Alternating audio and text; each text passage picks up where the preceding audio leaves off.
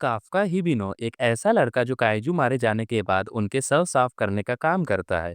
ये काम वो एंटी काइजू डिफेंस फोर्स के लिए करता है जो जापान को इन खतरनाक मॉन्स्टर से बचाती है। पहले काफ्का खुद भी डिफेंस फोर्स में शामिल होना चाहता था, लेकिन एग्जाम पास नहीं कर पाया और फिर उम्र ज़्यादा हो गई तो उसने अपना सपना छोड़ दिया। लेकिन एक दिन उसे पता चलता है कि अब डिफेंस फोर्स ने भर्ती की उम्र बढ़ाकर 32 साल कर दी है, यानी अब वो फिर से अप्लाई कर सकता है। फिर उसकी मुलाकात होती है रेनो इचिकावा से, जो उसका नया कलीग बनता है और खुद भी डिफेंस फोर्स ज्वाइन करना चाहता है। दोनों मिलकर सफाई का काम कर रहे होते हैं, तभी उन पर एक यूजू नाम का मॉन्स्टर हमला कर देता है, जो एक बड़े होंजू से जुड़ा होता है। किसी तरह दोनों उससे बचते हैं और फिर उन्हें बचाने आ जाती है डिफेंस फोर्स की 3rd डिवीजन, जिसकी लीडर है मीना आशिरो, काफका के बचपन की दोस्त। दोनों ने बचपन में वादा किया था कि मिलकर काइजू से लड़ेंगे। बाद में हॉस्पिटल में रेनो उसे फिर से कोशिश करने को कहता है और काफ्का आखिरी बार डिफेंस फोर्स में शामिल होने का फैसला करता है।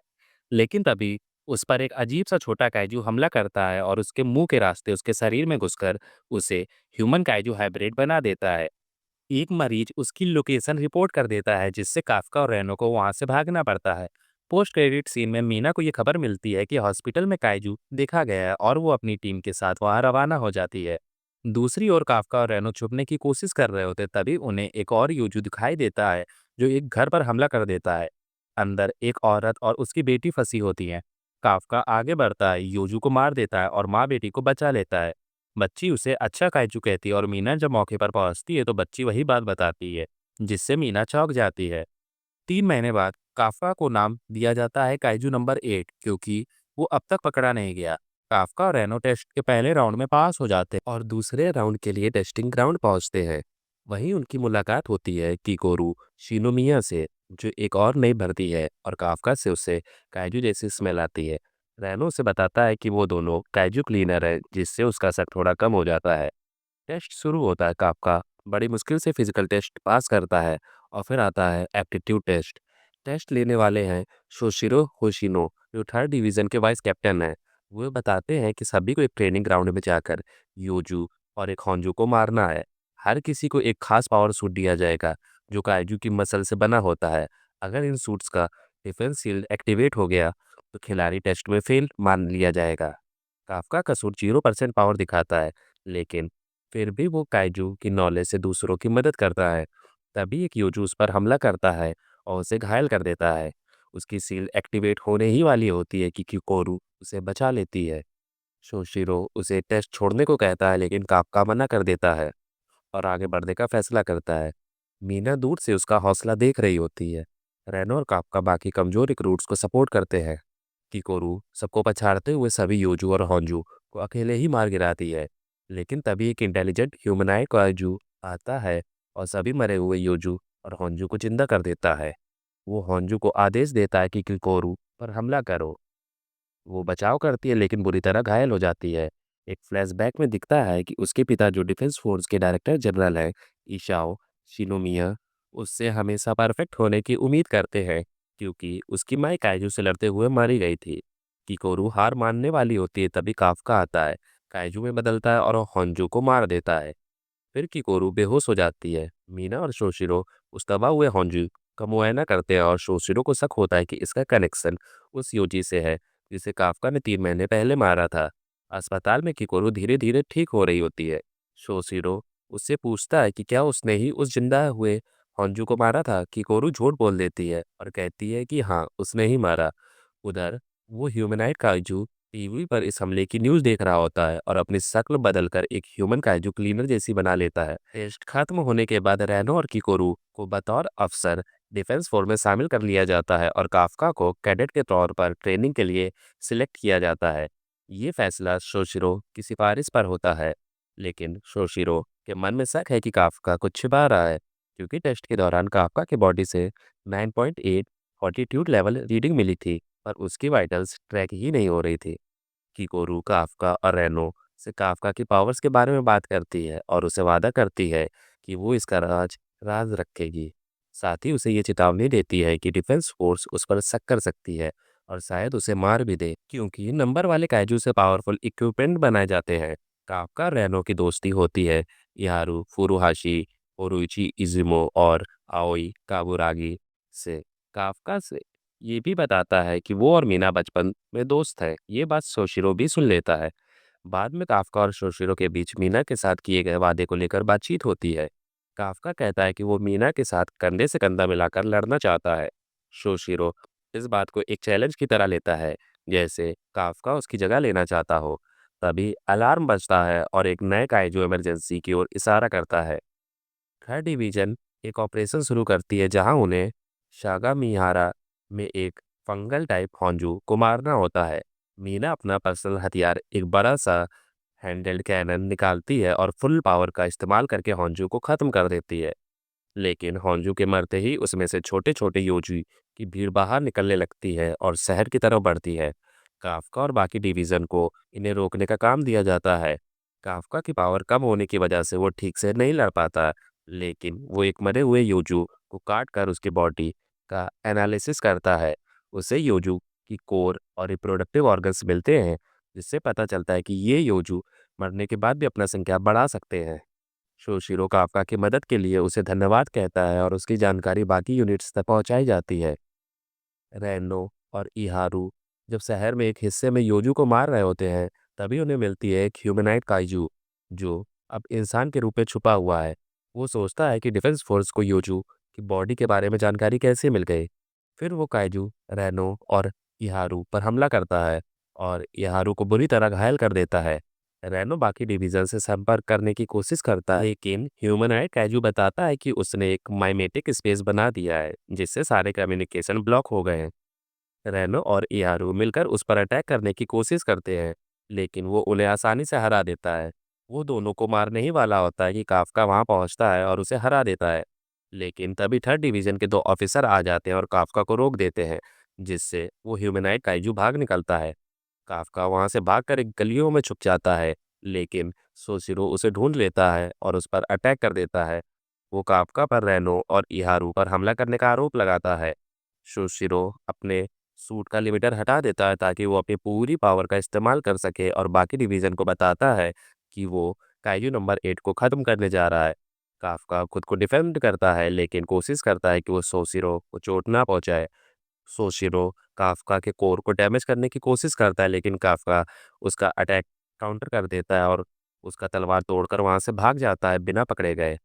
सोशिरो फिर मीना को बताता है कि उसे शक है कि काइजू नंबर 8 असल में एक डाई काइजू हो सकता है, यानी एक बहुत ही दुर्लभ और खतरनाक काइजू। उधर वही ह्यूमनाइड काइजू, जिसे अब डिफेंस फोर्स ने काइजू नंबर 9 का नाम दिया है, एक आदमी को मारकर उसकी शक्ल ले लेता है और छुप जाता है। मिशन खत्म होने के बाद थर्ड डिवीजन एक पार्टी रखती है, रेनो और इहारू की रिकवरी और ऑपरेशन की सफलता को सेलिब्रेट करने के लिए। सोशिरो सबके सामने ये अनाउंस करता है कि काफका अब आधिकारिक रूप से डिफेंस फोर्स का हिस्सा है, और बाद में मीना काफका को प्रमोट करती है। वो बताती है कि ये सोशिरो की सिफारिश पर हुआ है। मीना फिर हेडक्वार्टर में नंबर 9 को लेकर मीटिंग में जाती है और काफका सोशिरो से मिलने आता है, जो ट्रेनिंग कर रहा होता है। काफ़का उसका शुक्रिया अदा करता है कि उसने उस पर भरोसा किया। लेकिन तभी बेस के ऊपर आसमान में कुछ फ्लाइंग काइजू का एक ग्रुप दिखाई देता है, जिसकी अगुवाई कर रहा होता है एक नया ह्यूमनाइड काइजू। ये flying kaiju third division base पर उतरते हैं और हमला शुरू कर देते हैं। शोशिरो डिफेंस की कमान संभालता है क्योंकि मीना अभी भी हेडक्वार्टर में है। काफ़का पहचान लेता है कि जो काइजू हमला कर रहे हैं वो वेवर्न टाइप हैं, जो आमतौर पर अकेले रहते हैं। वो ये जानकारी सोशिरो और बाकी डिवीजन को देता है। सोशिरो समझ जाता है कि ये सारे वेवर्न किसी एक लीडर के कंट्रोल में हैं। जल्द ही सामने आता है उस लीडर की पहचान होती है एक और इंटेलिजेंट ह्यूमनाइड काइजू, जिसके फोर्टिट्यूड लेवल 8.3 है, यानी इसे एक डाइकाइजू माना जाता है। वो ह्यूमनाइड काइजू सोशिरो पर अटैक करता है क्योंकि सोशिरो बेस का सबसे ताकतवर फाइटर है। इधर रेनो इहारू, हारुइची और आओई किकोरू की मदद से बाकी वेबन्स को खत्म करने की कोशिश करते हैं। किकोरू को एक एक्स दिया गया होता है, जो एक पुरानी होंजू के अवशेषों से बना है। सोशिरो उस ह्यूमनाइड से लड़ते हुए उसे ट्रेनिंग ग्राउंड की ओर ले जाता और पूरी पावर से हमला करता है। वो उसका कोर लगभग तोड़ ही देता है, लेकिन ह्यूमनाइड काइजू अपने कोर को बचा लेता है और बदलकर बड़ा रूप ले लेता है। अब उसका फॉर्टिट्यूड लेवल 9 हो जाता है। लड़ाई जारी रहती है लेकिन सोशिरो का सूट उसकी बॉडी पर पड़ रहे प्रेशर की वजह से फुल पावर देना बंद कर देता है। फाइट के दौरान सोशिरो को वो समय याद आता है जब उसके पिता और सीनियर्स ने कहा था कि वो डिफेंस फोर्स में नहीं आ सकता क्योंकि उसे फायर आर्म्स चलाने में दिक्कत होती है।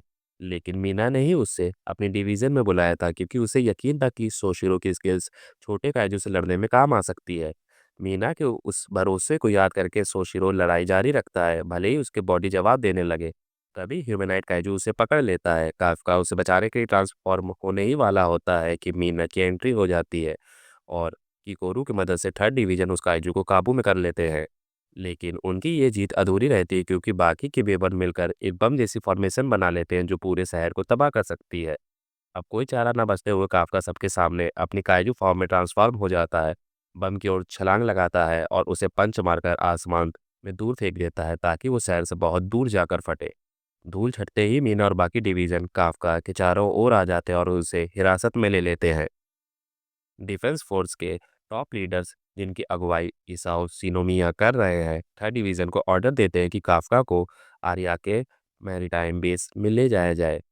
उसके ट्रांसपोर्ट की जिम्मेदारी होती है डेप्यूटी डायरेक्टर काइजी इदामी पर। काफ्का को हिरासत में लेकर मीना उससे मिलती है और कहती है कि वो और थर्ड डिवीजन उसे दुश्मन नहीं मानते और हर मुमकिन कोशिश करेंगे कि उसे डिस्पोज ना किया जाए।